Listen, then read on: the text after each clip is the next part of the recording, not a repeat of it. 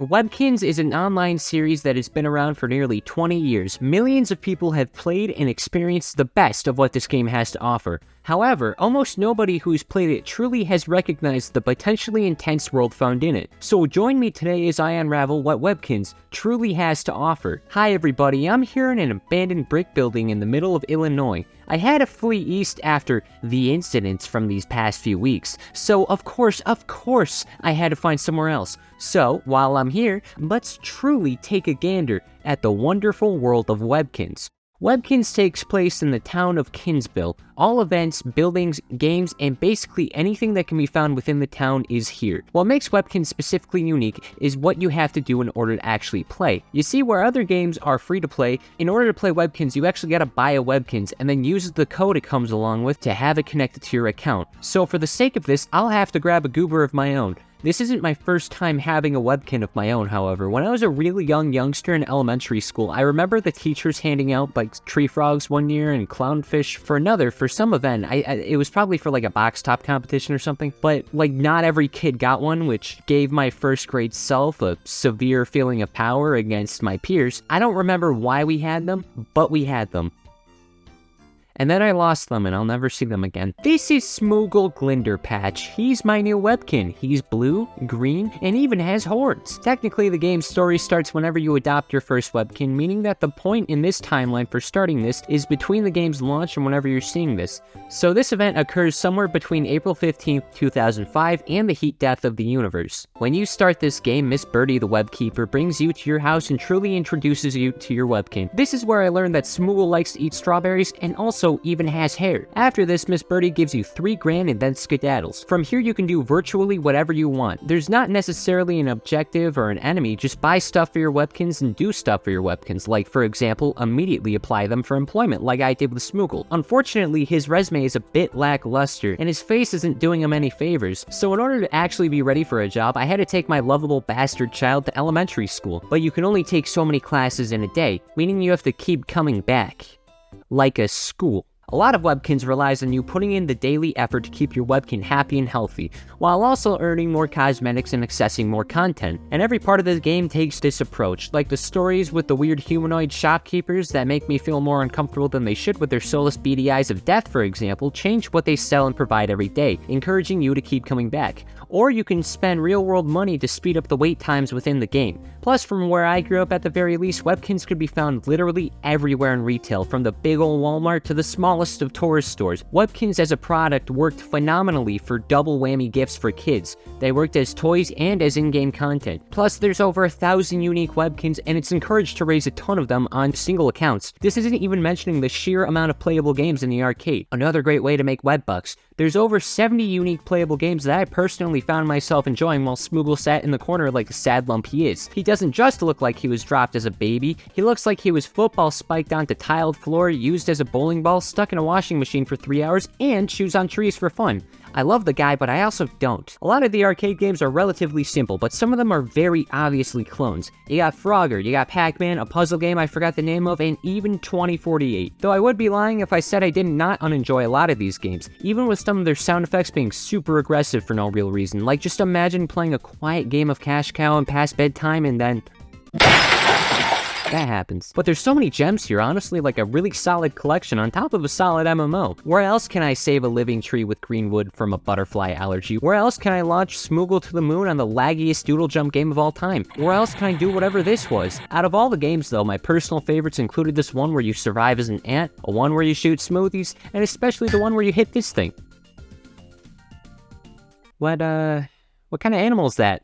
Well, that right there, my friend, is a Zingo. There's many like it, but this one is Wacky the Zingo. He's not a dingo and he doesn't play bingo, but he loves getting whacked with a baseball bat. It's his favorite thing to do, in fact. And with his pal Zangos, he's always voluntarily getting thrown into space. But then there's Zacky Zingos, his cousin who likes going on adventures. The Zingos are a weird species that are like the Club Penguin Puffle equivalent, but I love them, even though every time they talk, they sound like paint dried in their throats. There's so many goobers and critters. Googles are these ducks with no arms and they look vaguely like bags of of potatoes. Zumbudies are Webkin pets. They seem to be purely cosmetic keychain type fellas. This one with what I would assume and hope is a tongue was my favorite. Debbie Dragon is a dragon who existed until 2012 until she decided not to. There's other medias of Webkinz, including trading cards, giving you more stuff, and also music videos with over 30 of them, with hit titles like Hug a Pug, I Love Being a Spotted Frog, The Prettiest Pink Pony in Town, and Stay Away From Me. The world of Kinsville is undoubtedly well made with a ton of love put into it, but I'm clearly losing track.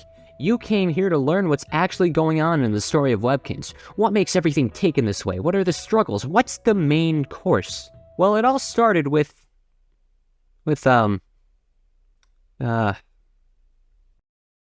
okay, so don't get mad. This is actually going to sound unbelievable, but for once a silly children's online MMO game has almost nothing for a story. This is just Webkinz. Who the hell was expecting that here? There's only even a couple of actual lore tidbits, but all of them are books. And I hate reading, it's the worst! I found 5 30-ish page books in a library of an online chat room and briefly skimmed through all of them. One of them was about an elephant kiddo getting miscolored like a bad Smash Bros alt. One of them was about a dog wearing smarty pants like that one episode of Johnny Test. One was about a polar bear, guess which one was Christmas themed. One was about a pirate pug's little sister being useless until she isn't. And then the last one was about a stupid cow finding a medallion, losing a medallion, meeting fairies, and then getting the thingy back. Speaking of which, there's just a magical forest in Kinsville, and I'm not kidding, there's actually nothing. There is no lore. There is no story here. There's an adventure area as well, but I didn't like the gameplay, so I hope there's nothing there. Just like how I hope there's nothing else important in the other in-game books. Out of curiosity, I wanted to check the Webkinz wiki for any additional info, and I found that there wasn't just 5 books. There's 21, and with all due respect, they're all one-off stories with cartoon levels of continuity, so hopefully no one's gonna get too upset when I say I don't want to run through each and every single one. If you want to read them, go ahead. Do that on your own time, because that's kind of lame-o sauce, amigo. I don't really feel like it. I mentioned before, but all the shopkeepers are relatively unique, and most of them are in at least a few of the stories. Amanda Panda lets you spin a wheel. There's a cat secretary and a cow teacher. Good for them. This guy, he's happy to be here. Oh wait, there's Artifact. He's like the Webkin equivalent of a Funky Kong. He used to be friends with Doug the dog, but they got into a tragic ruckus on an adventure for treasure, and now they hate each other, and this is unironically the only NPC with in-universe conflict that I could find. Now, Artie spends his life as a 45-year-old caring about his sister and nephew, while also working in the curio shop. Here's a picture of him going out to brunch. Closed Dog, she sells Smoogle-sized pants, I guess? I seriously dug through as much as I could. I really... This was like looking through the desert for sparkling water. Totally unrelated, this is also where I realized Smoogle has bars that go down over time. I was really concerned about what they meant, but I thought dressing him up would really help. Right after this, I made Smoogle compete in the Olympics, and then he lost, so I don't feel bad about not feeding him, because only winners can outrun famine. As a punishment, I took him to Quizzy's Discovery Zone, a quiz show place where you can learn cool facts about the world and stuff. I picked a few settings about North American geography. Quizzy gave me 5 straight questions in a row about Canada, and then I stopped playing. I could keep realistically talking about all the little things you could do, but if you want to check it out, feel free to. Webkinz was relatively easy to get into, and it's designed for daily effort like a lot of games are to increase the player longevity, and you know what? It was a fun time. Though I ran out of things to say about the game in the current moment, and normally when I run out of funny things to say, I make loud noises and hope people laugh about it. Luckily, I don't have to do that just yet. Believe it or not, there's actually 2 unique entries to the Webkinz franchise I have yet to talk about. The first comes from April of 2009. Webkinz Jr. is a spin-off game that is meant to target a slightly younger age group. All the content surrounding the game are meant to represent this,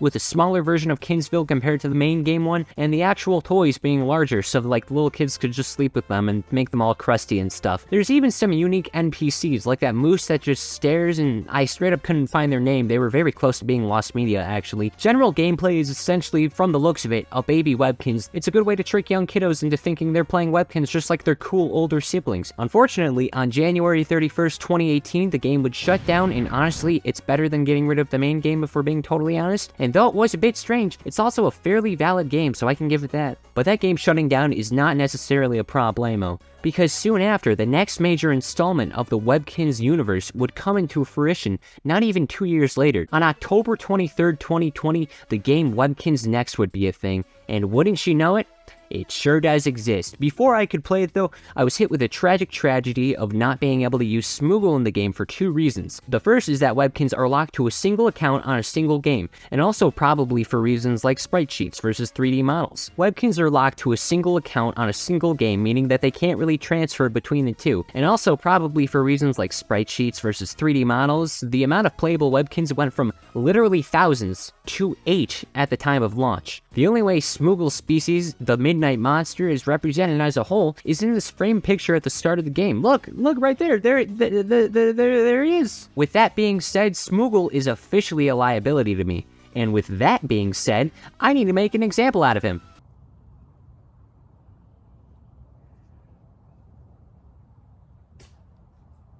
Anyway, I made a free account for this tubular journey, and I got a husky named Bronze, because he's my 3rd favorite Webkinz I currently take care of, and I technically only take care of 2. And now it's time to play. And, yeah. Totally unbiased looking into this game, but it's genuinely one of the least pleasant looking games I've ever seen. The realistic world clashes way too hard with the cartoony world of Kinsville that makes everything looks like it hit an expiration date like 3 weeks ago. Apparently this game exists so newer players want to come to this one instead of the older game. Kinda like what Animal Jam did with its classic version versus Play Wild. Except unlike those 2 versions where each game had enough content to where both were decently unique experiences and players could pick one or the other, Webkinz Next is absolutely inferior in my mind. Like, look at the maps. What would you rather eat? A delicious yet humble Keebler strawberry sugar wafer? Or mud? None of this really sat well with me, and very few, if any, of the things actually worked for me. Old content was butchered enough to look like an overall lesser experience in terms of both quantity and quality. I would heavily recommend playing what is now Webkinz Classic over this, because it's overall just a more enjoyable experience with downright just more stuff to do within it. The arcade is back, though unfortunately a majority of the games are just remasters. There's a few remasters that looked and played a bit better. There's a few of them that I felt like I should have had pepper spray with me in case they came out of the screen to attack me, and Wacky Zingos is once again the best game because it's funny to hit this Scribblenauts creature hundreds of yards, but this time in HD. Once I finished playing the arcade, I stopped playing 30 minutes later, ending off in the mines, where Bronze will be spending the rest of his days. If he wanted a better life, he should have been a better Webkinz in a better game. But with that, we have covered everything within the Webkinz space. There's a lot of stuff, yet a lot of not conflict. If Gans, the company behind Webkinz, ever wanted to have a major overarching story within the world, it would have happened already. But when the priorities are over new cosmetics and merch as expansions, I don't really think we need to expect anything, or really should. World building is always important, and I think Webkinz is right up there with Club Penguin in that regard. I'm kinda glad they didn't, and instead Kinsville has been and hopefully always will be in this area of peace without much conflict, which is also not entirely true. See, although the lore isn't technically there is one area that theoretically there could be a plot. Rumors are a magical thing. Sometimes they become so big, they become real. Webkinz is no different. I, of course, am talking about the playground rumors of this game, and of all of them, only one has remained truly infamous, arguably more impactful than the game itself in some aspects. The sheer mention of it puts people and Webkinz alike into a terrible fear. With all of that being said, have you heard of the Webkinz Killer? Oh man, this right here, this is the Webkinz Herobrine. In early 2007, the idea that there was some sort of force being capable of killing Webkinz in-game came into fruition. Though a lot of characters or entities became potential candidates for this creature, I believe Dr. Quack, one of the mascot characters, was the top pick. This guy is the former doctor of Kinsville, checking on the sick people of town. He also has a romantic thing with Miss Birdie and became mayor in 2015, if any of that matters in this very specific situation, which it does not. Maybe it's a virus, maybe it's an angry ex-employee, maybe it's an evil wizard that eats kids that misbehave and play Webkinz past their daily computer time of 45 minutes. It could be virtually anything. The Webkinz Killer is a simple enough idea, it's just that stupid kiddos would add their own twist to it, and it was merely the idea that Webkinz could die. And all the rumors were so different, they just all ended with death and stuff. Things like clicking on Dr. Quack's poster too much would make him snap. A black box could spawn in your house and endanger your poor Webkinz within it. Or even a popular competitor game called Neopets was the culprit behind this for the sake of competition. Eventually, it would get so bad,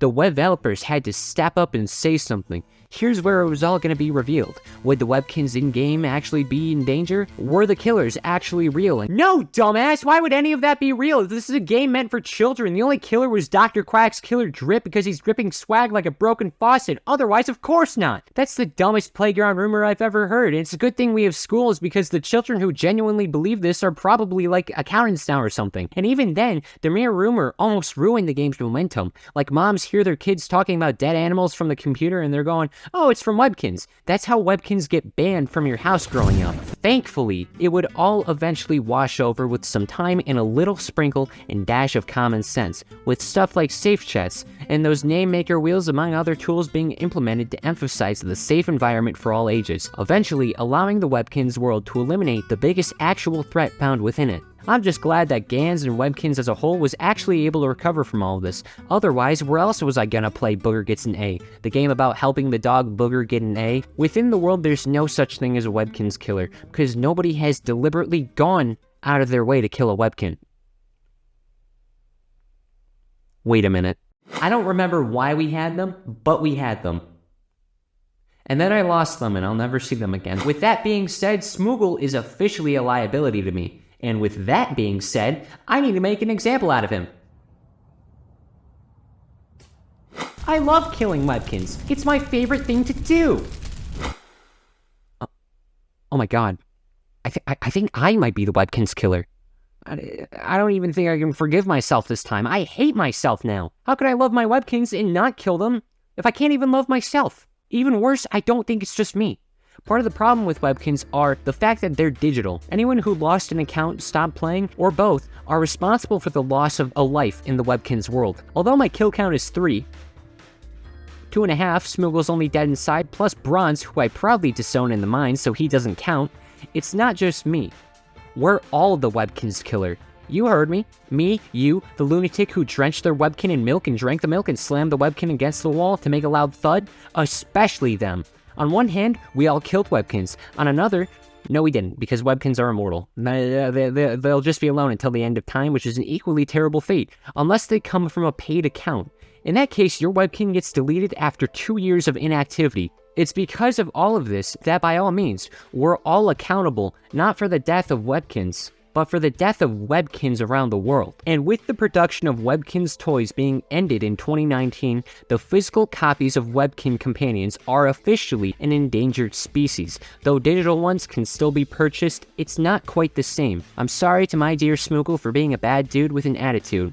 I got lucky with my physical Webkinz. Sooner or later, that's going to be way harder to do. How common are they going to be unless Gans, the company behind development and production, deliberately chooses to restart the making of more of already thousands of available different types of Webkinz? If you want to get into the games, now is probably the best time to do it. If you have an old account, see if you can get into it. Maybe there's some Webkinz on the brink of death waiting to exist again. I'm glad this was a nicer game to talk about. The story was easier to research because there isn't one, and unless it's like super well hidden within the game. In that case, it's not my fault, it never happened. But overall, I think that's all I can say for today. You know, it's been a grand adventure. If you look over there, you might see a statistic that's important for me. Subscribe if you want to, and I officially ran out of things to say, so you know what that means.